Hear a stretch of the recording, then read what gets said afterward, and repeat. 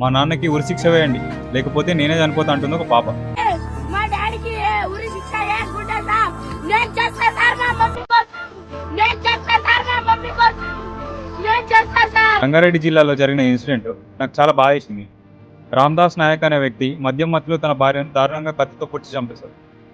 ఆ టైంలో తన పిల్లలు చూస్తూ భయంతో ఏడటం వల్ల ఎందుకు ఏడుస్తున్నారా అని చెప్పి ఆ పిల్లలపై కూడా దాడి చేశాడు. ఆ దాడిలో తన కుమారుడు చనిపోయాడు. తన పెద్ద కూతురు హాస్పిటల్లో ట్రీట్మెంట్ తీసుకుంటుంది. ఒక కుటుంబాన్ని కాపాడాల్సిన తండ్రి ఇలాంటివి చేయడం చాలా ఘోరం. పాపం ఆ పిల్లలు ఏం తప్పు చేశారు? వాడు తాగేసి వచ్చినప్పుడు మజ్జిగ ఇవ్వడం, వామిట్ చేసుకుని క్లీన్ చేయడం, ఎంతో ప్రేమగా చూసుకునేది మా అమ్మ అంటుంది తన కూతురు. అలాంటి భార్యని ఎలా చంపాలనిపించింది? ఇలాంటి వాడికి కఠిన శిక్ష పడాలి. ఆల్కహాల్ అండ్ డ్రగ్స్ ఎక్కువ తీసుకుంటున్నాడు అని పాప చెప్తుంది. దానిపైన పోలీస్ డిపార్ట్మెంట్ గట్టి ఫోకస్ చేయాల్సి ఉంటుంది. అండ్ ఇలాంటివి మళ్ళీ జరగకూడదని కోరుకుందాం. ఇద్దరి ప్రాణాలు కడుపులో పెట్టుకున్న వాడికి ఎలాంటి శిక్ష వేయాలి? కామెంట్లో చెప్పండి.